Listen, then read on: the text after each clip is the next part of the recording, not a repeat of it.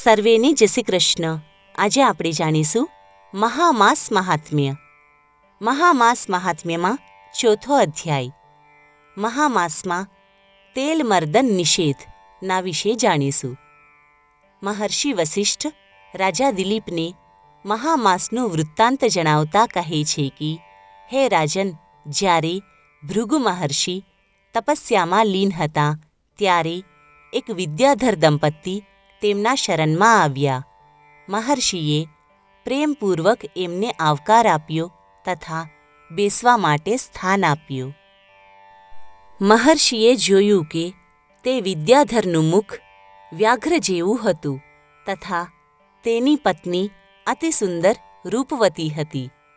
વિદ્યાધરે મહર્ષિને કહ્યું કે, હે શ્રેષ્ઠ મુનિ, મારું શરીર તો સુંદર છે, પરંતુ મારું મુખ અતિ કુરૂપ વ્યાઘ્ર જેવું છે. આ કારણે હું રાત દિવસ સતત ચિંતામગ્ન રહું છું તથા આત્મહત્યા કરવાનો વિચાર પણ કરું છું. હે મહર્ષિ, તમે મારો ઉદ્ધાર કરો.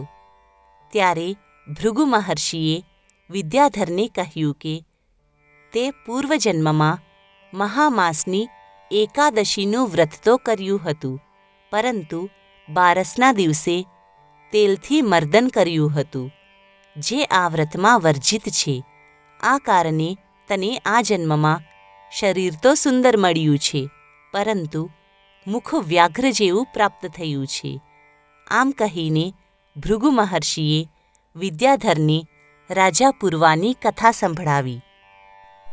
રાજા પૂર્વાએ પણ મહામાસમાં દ્વાદશીની પુણ્યતિથિમાં ભૂલથી તેલ મર્દન કરાવ્યું હતું.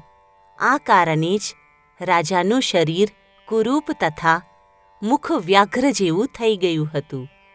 કુરૂપ શરીરથી દુઃખિત રાજા રાજપાટનો ત્યાગ કરીને ગિરિરાજ પર્વતના નિકટ એક સરોવર પાસે એકચિત્ત થઈને તપમાં લીન થઈ ગયા હતા. આ પ્રમાણે રાજા પૂર્વાએ 3 માસ સુધી ભગવાન વિષ્ણુની આરાધના કરી તથા ઘોર તપ કર્યું હતું. રાજાના તપ તથા આરાધનાથી પ્રસન્ન થઈને ભગવાન વિષ્ણુ સ્વયં પ્રકટ થયા અને રાજા પૂર્વાને કહ્યું કે, હે રાજન, હું તારા તપથી અતિ પ્રસન્ન છું. તે તો 7 જન્મોથી નિરંતર મારી ભક્તિ કરી છે, માટે મનવાંછિત વર માંગ. મહર્ષિ વસિષ્ઠે કહ્યું કે, હે રાજન, જ્યારે રાજા પૂર્વાએ આંખો ખોલી તો તે ખૂબ જ આશ્ચર્ય પામ્યા, કારણ કે સાક્ષાત ભગવાન વિષ્ણુ તેમના સમક્ષ ઊભા હતા. રાજા પૂર્વા ગદગદ થઈ ગયા તથા ભગવાન વિષ્ણુની સ્તુતિ કરવા લાગ્યા. રાજાએ કહ્યું કે, હે પ્રભુ, મને તમારા સાક્ષાત દર્શન પ્રાપ્ત થઈ ગયા. મારું જીવન તો ધન્ય થઈ ગયું. તમે મને એ જ વરદાન આપો કે હું કામ, ક્રોધ, મદ, લોભનો ત્યાગ કરીને હંમેશા તમારા ભક્તિમાં જ લીન રહું. ભગવાન વિષ્ણુએ એવમસ્તુ કહ્યું તથા રાજા ઉપર શંખનું અમૃત જલ છાટ્યું. ભગવાન વિષ્ણુના વરદાન સ્વરૂપ રાજા પૂર્વાનું શરીર અતિ સુંદર તથા કાંતિમય થઈ ગયું. રાજા પૂર્વા પોતાના રાજ્યમાં પાછા આવ્યા. મહર્ષિ ભૃગુએ કહ્યું કે, હે વિદ્યાધર, યદિ તું તારી કુરૂપતા નષ્ટ કરવા માંગતો હો તો મહામાસ નિકટમાં જ છે, માટે મહાશુક્લ પ્રતિપદાથી આરંભ કરીને પૂરો માસ ભગવાન વિષ્ણુની આરાધના કરો.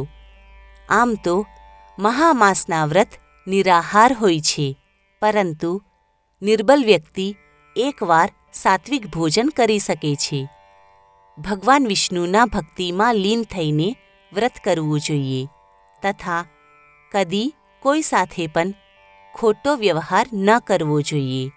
ખાસ કરીને એકાદશીના દિવસે તેલ મર્દન વર્જિત છે. વિદ્યાધરે મહર્ષિના કથનાનુસાર તપ કર્યું તથા વ્યાઘ્ર રૂપથી મુક્તિ પામીને સંસારિક સુખ ભોગવીને સ્વર્ગલોકને પ્રાપ્ત થયા.